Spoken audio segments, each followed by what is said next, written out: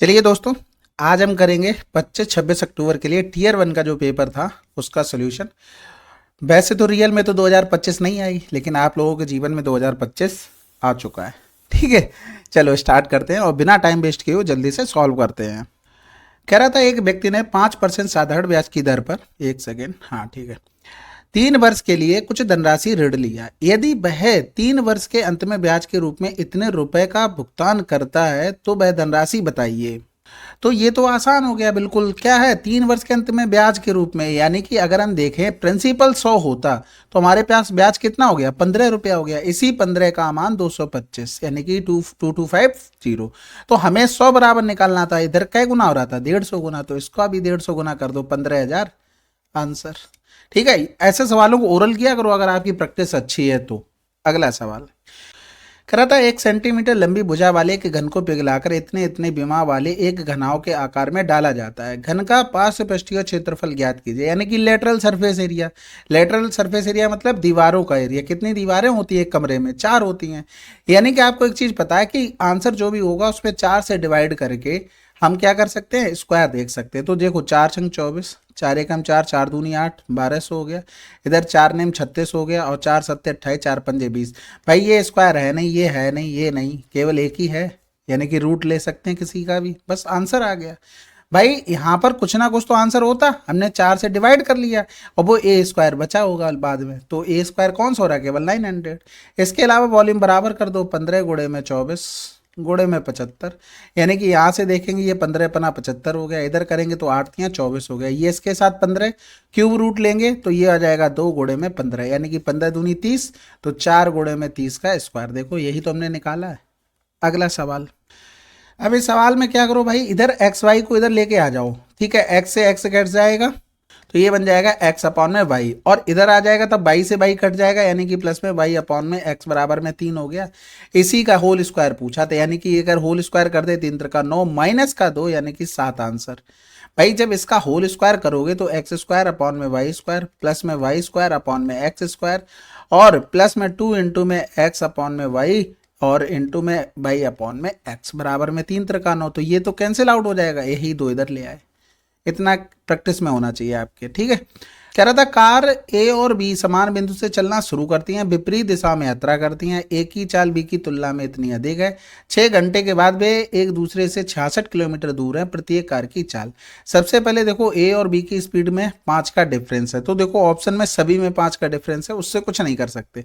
लेकिन यहाँ पर देखो जब वो विपरीत दिशा में चलते तो चालें जुड़ जाएंगी, ए बी लिख लो, चालें जुड़ जाएंगी। 66 किलोमीटर उनके बीच में गैप है और बटे में कर देंगे 6, यानी कि 11 आ गया, यानी कि सम 11 होना चाहिए। तो 11 सम केवल एक ही में था, या फिर ऐसे कर लेते a-b बराबर 5। तो यहाँ पर a बराबर निकालेंगे दोनों को जोड़कर 2 का भाग, b बराबर निकालेंगे दोनों का डिफरेंस, 11 से 5 गया 6 बटे में 2, तो दोनों निकल के आ जाते। आसान था बिल्कुल। 2 पाइप ए और बी एक टंकी को क्रमशः इतने इतने में भर सकते हैं। दोनों पाइप एक साथ खोले जाते हैं, लेकिन टैंक भरने से 10 घंटे पहले पाइप ए को बंद कर दिया जाता है। पाइप द्वारा टैंक को भरने में लिया गया कुल समय ज्ञात कीजिए। देखो भाई आपको एलसीएम लेना पड़ेगा। एलसीएम ले लिया 60, यानी कि 20×3=60, 30×2=60 हो गया। अब यहाँ पर क्या हुआ, काम हो रहा था तो ए को जब भी काम खत्म हुआ 10 घंटे पहले बंद कर दिया गया। भाई एक चीज बताओ, हम ये कह रहे हैं कि ए भाई साहब तुम जाओ मत, तुम आओ। बी वाला नाराज है कि अकेले काम नहीं करेंगे तो तुम करो आके। तो इसका मतलब जितने पहले ये जा रहा है ना, क्योंकि उतना काम ही नहीं बचा होगा, उतना इसका काम हमें जोड़ना पड़ेगा।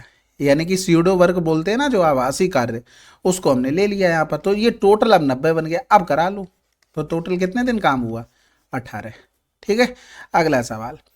श्याम और जादव ने एक व्यापार को शुरू करने के लिए इतने अनुपात में निवेश किया। उन्होंने क्रमशः 1 वर्ष 2 महीने 8 महीने और 7 महीने के लिए निवेश किया। उनके लाभ का अनुपात क्या है। देखो ऑप्शन देखो, सबसे पहले हमें कहाँ से ज्यादा फायदा हो रहा। फर्स्ट में तो 2 मिल रहे हैं, लेकिन लास्ट वाले 2 में देखो हमें कुछ मिल रहा है, कुछ भी नहीं मिल रहा है, यानी कि इसी पर काम कर लेते हैं। तो 7/8 हो गया। और इन्होंने कितने महीने के लिए, एक ने 8 महीने के लिए, एक ने 7 महीने के लिए। 8 से 8 कैंसिल आउट, 7 से 7, यानी कि लास्ट में 1 और 1 का रेशियो चाहिए, केवल एक ही ऑप्शन में मिल रहा था। आंसर लगा दो। ठीक है, बाकी आराम से इसको 12 और 2 14 करते, यानी कि 5 गुणे में 14, रेशियो में 7 गुणे में 8, रेशियो में 7 गुणे में 8, तो 7 7 7 दूनी 14 हो गया। फिर 2 चौकू 8 हो गया, 2 चौकू 8 हो गया, तो आप ऐसे भी कर सकते हैं। अब यहाँ पर देखो कैलकुलेशन थोड़ी आसान है पूरा सॉल्व करने में भी, तो कोई दिक्कत नहीं। जब कैलकुलेशन हार्ड होगी तो आपको केवल यही करना है, ऑप्शन देख लो कहाँ से हमें रेशियो बनाने में आसानी रहेगी। अगला सवाल, मनीष किसी धनराशि का 23% व्यय ए पर, 29% व्यय बी पर, 18% सी पर, 20% व्यय डी पर खर्च करता है। वह शेष धनराशि इतनी अपनी माता को देता है, एक साथ व्यय सी और डी पर वह कुल कितनी धनराशि खर्च करता है। देखो यहाँ पर कुछ ऐसा तो लिखा नहीं है कि शेष वगैरह, यानी कि सबको हमें जोड़ना है। तो देखो 20 20 40 40 और 10 50, 50 20 70 हो गया, और 70 में बचा कितना, 9 3 12, 12 और 8 20, यानी कि ये 90 खर्च कर दिया। तो 100 में से 90 खर्च कर दिया, बचा कितना, 10। यही तो अपनी माँ जी को दे दिया। ठीक है, अब सी डी पर कुल कितनी धनराशि खर्च की भाई, सी डी पर कुल कितनी हुई, सी, और ये रहा डी, यानी कि 18 और 10 सॉरी 18 और 20 38 हो गया। 38 का मान हमें निकालना था, यानी कि 245, ये जीरो से जीरो कैंसिल आउट हो गया, जीरो, यानी कि 38 का हमें गुणा करना है।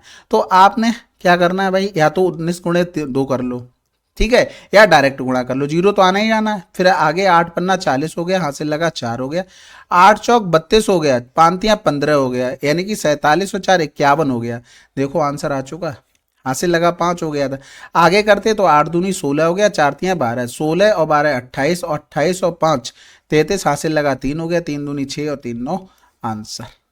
ठीक है, कैलकुलेशन का खेल था। बाकी ऑप्शन से भी आप देख सकते थे, 19 का मल्टीपल वगैरह वहां से भी चीजें बन जाती, यूनिट डिजिट से भी बन गया।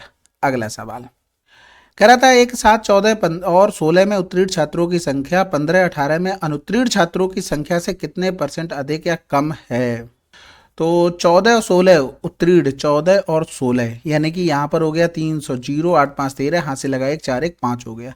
फिर 15 और 18 में फेल की बात कर रहा है, 15 और 18, यानी कि 150 हो गया, सॉरी 250, ठीक है, कैंसिल आउट हो गया।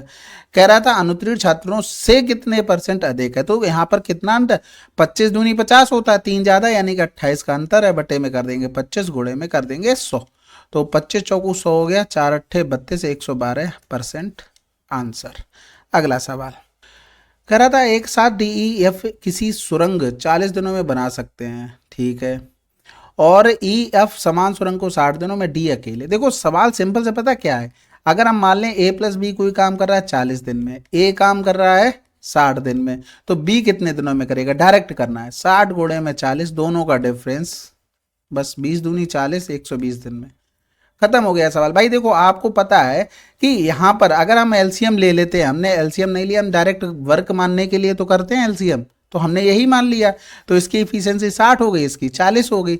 तो भैया अब हम जब बी की इफिशियंसी निकालेंगे तो डिफरेंस ही करना पड़ेगा, तो यहाँ पर इसी तरीके डायरेक्ट अप्रोच बनाओ। ठीक है, यहाँ पर 3 लोग थे, यहाँ पर 2 लोग थे, सवाल भैया हमने 2 और 1 कर लिया, कोई भी फर्क नहीं पड़ा। ठीक है, अगला सवाल, एक बेलन का पास पृष्ठीय क्षेत्रफल इतना है, बेलन की ऊंचाई और त्रिज्या इतनी है, तो बेलन की त्रिज्या कितनी होगी। देखो बेलन की त्रिज्या जो भी होगी 5 का मल्टीपल, खत्म। बाकी 2πRH होता है 22/7, आर का मान हो गया 5x, इंटू में 7x, बराबर में दिया गया था 880। फार्मूला तो पता ही होगा ना, 2πRH। ठीक है, अब यहाँ पर करेंगे तो 22 दूनी 44, दूनी 88 हो गया, और 5 चौकू 20 हो गया, यानी कि x बराबर कितना आ गया, 2 आ गया, तो 5 गुणे में 2, आंसर 10। अगला सवाल, PQ केंद्र O वाले वृत्त की एक जीवा है, R लघु त्रिज्यखंड में वृत्त की परिधि पर एक बिंदु है, और PQO 50 डिग्री है, PRQ लघु त्रिज्यखंड का मतलब होता है, कहाँ लिखा है भाई, इंग्लिश में, क्योंकि इसमें थोड़ा कम समझ में आता है, लघु और दीर्घ, दीर्घ मतलब बड़ा होता है शायद, कोई नहीं। यहाँ पर देखोगे PQ ये हो गया हमारे पास, ये हो गया PQ, और ये हो गया हमारे पास माइनर वाला, यानी कि ये R हो गया, PQO यानी कि ये यहां से यहां मिला था। ठीक है, इसका मान हमें दिया गया था 50 डिग्री, PRQ बहुत आसान हो गया।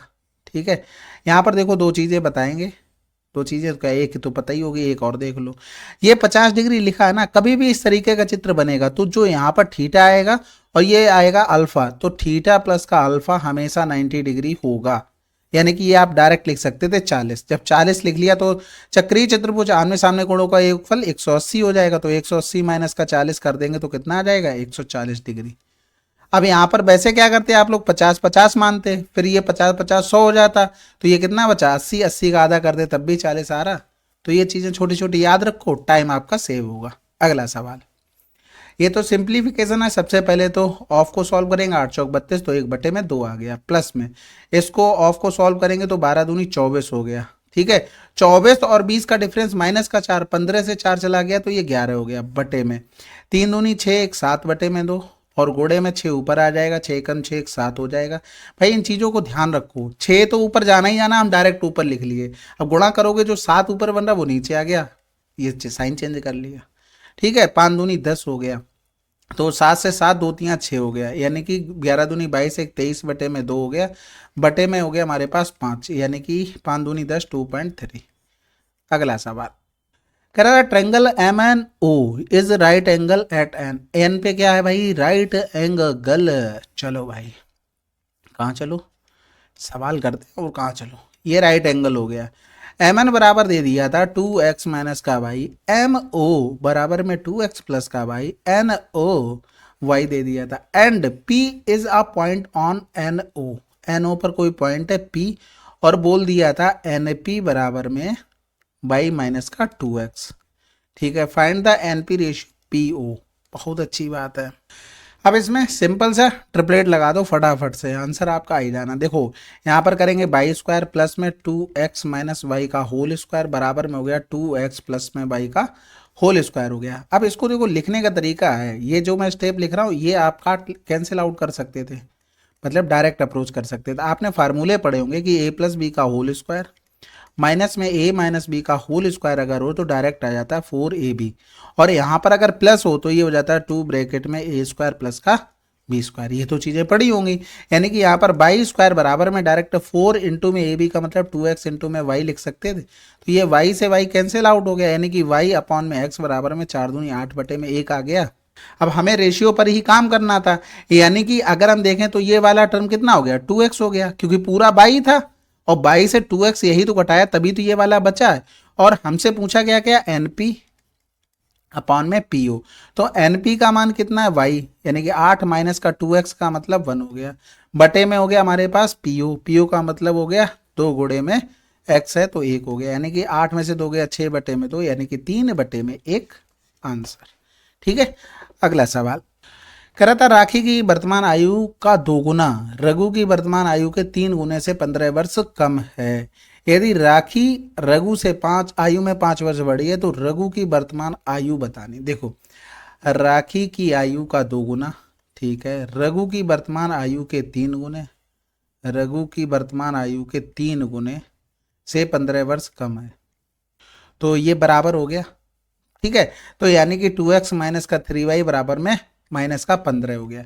इधर देखेंगे राखी रघु से आयु में 5 वर्ष बढ़ी है, यानी कि राखी रघु से आयु में 5 वर्ष बढ़ी है, तो x माइनस वाई यानी कि किसका मान हमें निकालना, रघु का, तो बाई का मान निकालना, इसमें 2 का गुणा करके लिख दे रहे हैं, 2 5 दूनी 10, तो ये माइनस ये प्लस ये माइनस हो गया, ये कैंसिल आउट हो गया, ये माइनस का बाई हो गया और ये 25 हो गया, वो भी माइनस का कैंसिल आउट, बाई बराबर 25 हो गया। देखो कम ज़्यादा की बात आ जाया करे ना, डायरेक्ट बेसिक से कर लिया करो, इतना मत सोचा करो, नहीं तो फिर कहीं ना कहीं गलत होने के चांस ज़्यादा हो जाते हैं, ठीक है। 3a प्लस 7a माइनस का 10 दिया गया था, a is greater than -2, then find the value of this. अब उन्होंने स्पेसिफिक लिखने का मतलब क्या हुआ, -2 से बड़ा यानी कि -1 रख देते हैं a का मान, तो -3 माइनस का 7 माइनस का 10 सेटिस्फाइड हो गया, समझ में आ गई बात। यानी कि यहां पर करोगे तो 1 प्लस का 16 बटे में 1, क्योंकि स्क्वायर है तो वो प्लस बना देगा, तो 17 आंसर आ गया। अगला सवाल करते हैं। दो वस्तुओं P और Q का अंकित मूल्य समान है, P और Q पर दी गई छूट इतनी इतनी है, P Q का विक्रय मूल्य बहुत आसान है भाई, 100 दोनों का मान लिया क्योंकि समान बोल दिया था, 20% कम करेंगे 80 हो गया, 8% कम करेंगे 92 हो गया। तो देखो यहाँ पर आंसर कहीं दिख रहा क्या, 4 दूनी 8 हो गया, 4 दूनी 8 4 3 12, 2392, ठीक है। अगला सवाल, दो संख्याओं का एचसीएफ, अच्छा ये 2024 पर ध्यान मत देना, ठीक है, इसको जो ऊपर लिखा हुआ है इसको चेंज करना भूल गया। एचसीएफ एलसीएम इतना दिया गया था, संख्याओं के बीच अनुपात इतना, बड़ी संख्या बतानी है, बड़ी संख्या 17 का मल्टीपल होगी, तो देखो सभी हैं तो वहां से तो बात बनेगी नहीं। हाँ बात ये हो सकती थी कि एचसीएफ देखो क्या आ रहा है हमारे पास 4 आ रहा है, 4 का मल्टीपल ऑप्शन में होना चाहिए, क्योंकि भाई कोई भी संख्या होगी, बड़ी संख्या हो चाहे छोटी हो, 4 तो आना ही आना, तभी तो एचसीएफ में गया होगा। तो आंसर आप ऐसे लगा सकते थे। 472 बराबर में हो गया 4x इंटू में 17x, ये तो पता ही ना, एलसीएम इंटू में एचसीएफ बराबर में फर्स्ट नंबर इंटू में सेकंड नंबर। तो 4 से 4 ये कैंसिल आउट हो गया, इधर करेंगे तो 17 दूनी 34 हो गया। बचा कितना हमारे पास, ये तो बहुत गलत हो रहा है। अच्छा 272 था, तो 17 कम 17, 17 छक्का 102, एक्स स्क्वायर का मान तो 4 आ गया एक्स का मान। अब रख लो 17 चौको 68 आ जाएगा। ठीक है, ऑब्जर्वेशन आप करते चलो, अभी से करते चलोगे तो आपके पास बहुत टाइम है, बहुत अच्छा स्कोर करके आओगे। फिर एक वृत्त में ए भी एक जीवा है जिससे पी तक इस प्रकार बढ़ाया जाता है कि पीटी बिंदु पी से वृत्त की स्पर्श रेखा है। पीटी 6 है, पीबी 4 है, ए बी का मान है ए बी। तो ये हो गया ए बी, इसको आगे बढ़ा दो, वृत्त की जीवा है। ये पी पर हो गया, ये पीटी एक स्पर्श रेखा हो गई, और पीटी 6 दे दिया था, पीवी हमको दे दिया था 4, ए बी का मान पूछा गया था। भाई आपको पता है कि पीटी का स्क्वायर बराबर पीवी इंटू में पी ए होगा। तो पीटी का स्क्वायर मतलब 36 हो गया, ये 4 हो गया, इंटू में पी ए हो गया, यानी कि पी ए बराबर में कितना आ गया, 9 आ गया। यानी कि ये पूरा अगर 9 है तो जो हमसे पूछा गया वो नहीं निकाल पाओ, कितना आ जाएगा 5। अगला सवाल, ये सवाल आसान है, देखो 45 डिग्री रख लो। ठीक है, 90 नहीं रख सकते, इनफाइनाइट बना देगा। तो 45 रखा तो 1/, में रूट 2, यानी कि स्क्वायर करोगे तो 1/2 आ जाएगा, 2 ऊपर 2 माइनस का 1, सेम इधर हो जाएगा 2 माइनस के 1, यानी कि 1 गुणे में 1, आंसर कितना आ गया 1। और देखो जो मैं ट्रिग्नोमेट्री में ऐसा कहूँगा, सवाल आसान होना जहाँ तक उसको कर लिया करो, फार्मूले रिवाइज हो जाते हैं आप लोगों के। साइन स्क्वायर ए अपॉन में साइन स्क्वायर ए इंटू में 1 माइनस का कॉस स्क्वायर ए अपॉन में कॉस स्क्वायर ए। तो ये क्या बना देगा, ये बना देगा कॉस स्क्वायर ए, ये बना देगा साइन स्क्वायर ए, नीचे ऊपर सेम आ गए नंबर, कैंसिल आउट हो गए, 1 आंसर देगा। अगला सवाल, एक दुकानदार एक वस्तु को इतने रुपए प्रति लीटर की दर से बेचता है जिसे उसने इतने की दर से खरीदा था। उसकी वजन मापने की मशीन खराब है और बेचते समय वस्तु को 1 लीटर के बजाय 910 मिलीलीटर नापता है, उसका प्रतिशत लाभ क्या है। देखो 52 रुपया का बेच रहा है, लेकिन खरीद के लाया था 30 रुपये का, ऊपर से ग्राहक के पैसे हैं और नीचे जो उसने अपने पास से खर्च किए। लेकिन हुआ क्या है, पैसे 1000 मिलीलीटर के ले रहा है, लेकिन अपने पास से 910 ही दे रहा है बस। अब इनका रेशियो बना लो, प्रॉफिट लॉस देख लो, खत्म हो गया। तो 2 जीरो तो सबसे पहले चले गए, 13 सत्ते 91, 13 चौकू 52 हो गया, यानी कि 40/21 हो गया।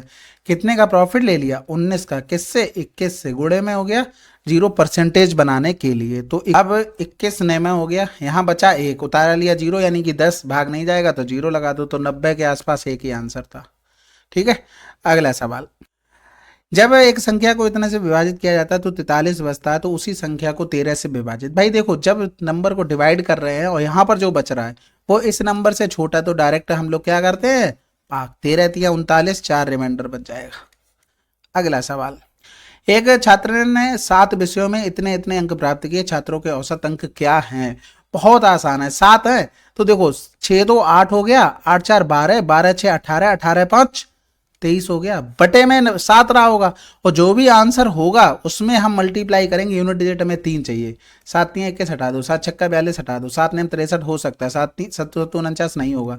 देखो एक ही में मिला 3, पूरा नहीं जोड़ना था आंसर। अगला सवाल, यदि कोई भी छुट्टी नहीं लेता है तो ए और बी प्रत्येक व्यक्तिगत रूप से 24 दिनों में काम पूरा करते हैं। ए और बी ने एक साथ काम करना शुरू किया, लेकिन ए ने प्रत्येक 6 दिन के बाद एक दिन की छुट्टी ले ली, बी ने 8 दिन के बाद 1 दिन की छुट्टी ले ली।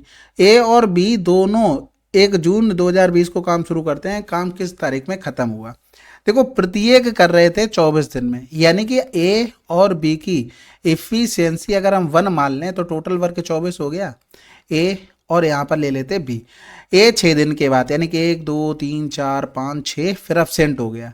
बी 8 दिन के बाद, 1 2 3 4 5 6 7 8, यानी कि ये 1 दिन और काम किया, फिर यहाँ पर अब्सेंट हुआ, फिर एक काम हुआ, यानी कि एक सर्किल ये बना।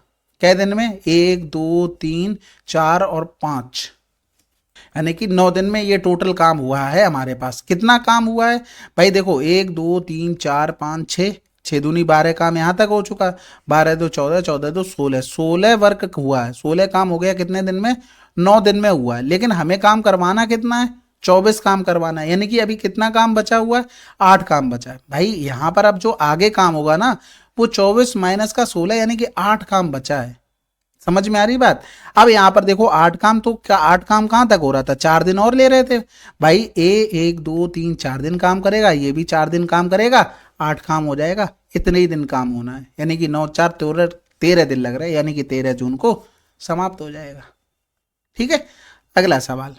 अब इसमें देखो क्रॉस मल्टीप्लाई करना और स्पीड से कर रहा है। कैसे भाई, देखो 3 दूनी 6 हुआ भाई, 2 का गुणा किया 3 दूनी 6। ये 2 कॉस ए था, इधर जाता भाई, इधर आता वैसे, फिर इधर करते तो ये प्लस का, तो 6 2 8 कॉस ए हो गया। आंसर आपका यहीं से आ चुका है, क्योंकि आपको पता है इधर साइन बनेगा और साइन के नीचे ये कॉस चला जाएगा, 8 तो ऊपर ही बनेगा, तभी तो tan ए का मान निकाल पाओगे। इसके अलावा देखो यहाँ पर 4 दूनी 8 हो गया, ये इस साइड जाएगा तो प्लस का बनाएगा, और ये 5 प्लस का ऑलरेडी था, तो ये कितना हो गया 13 साइन ए हो गया। और कॉस ए इधर लेके आ जाएंगे तो 8 बटे में 13। ऑब्जर्वेशन बहुत जरूरी है, इतना लिखना नहीं है, आप हर चीज लिखोगे फिर टाइम सेव नहीं होगा आपके पास। ठीक है, अगला सवाल कह रहा था एक ट्रेन स्टेशन ए से स्टेशन बी तक एक निश्चित दूरी तय करती है। स्टेशन ए और बी के बीच में ट्रेन के ठहराव स्टेशन सी और डी हैं। ट्रेन कुल दूरी का 30% अर्थात ए और सी के बीच की दूरी 30 किलोमीटर प्रति घंटा की तय करती है, और कुल दूरी का 50% अर्थात सी और डी के बीच की दूरी 50 किलोमीटर प्रति घंटे की चाल से तय करती है, तथा शेष दूरी डी और बी के बीच इतने की चाल से तय करती है। संपूर्ण यात्रा के दौरान ट्रेन की औसत चाल क्या है। सबसे पहले तो डिस्टेंस समझ लो क्या कहना चाह रहा है। ठीक है, ये ए हो गया, ये बी हो गया। ठीक है, इनके बीच 2 ठहराव थे सी और डी। कुल दूरी का 30% ए और सी के बीच की दूरी। ठीक है, कुल दूरी का जैसे 100% थी तो ये 30 हो गया। ठीक है, और 30 की चाल से जा रहा। फिर कुल दूरी का 50% सी और डी का, यानी कि ये 50 हो गया, ये 50 की चाल से जा रहा। फिर शेष दूरी तो 50 30 80, यानी कि ये 20 बच गई, ये 10 की चाल से जा रहा। अब आपको कुछ नहीं बचा, आपको पता है कि एवरेज स्पीड निकालते हैं तो टोटल डिस्टेंस अपॉन में टोटल टाइम।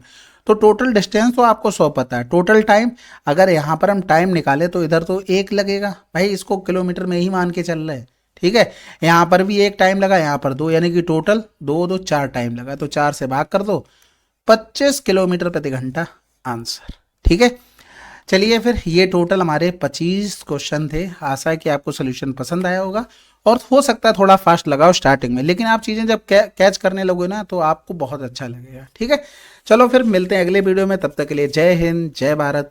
और कोई भी दिक्कत हुआ करे ना, पहले एक चीज़ और लिख लो, 9919293977। इस पर आप क्वेश्चन भेज सकते हो, जैसे किसी का सोल्यूशन नहीं पसंद समझ में आया, या फिर स्पीड हो गई ज़्यादा, तो इस तरीके की चीज़ें आप बता सकते हैं। ठीक है, चलो फिर बाय बाय।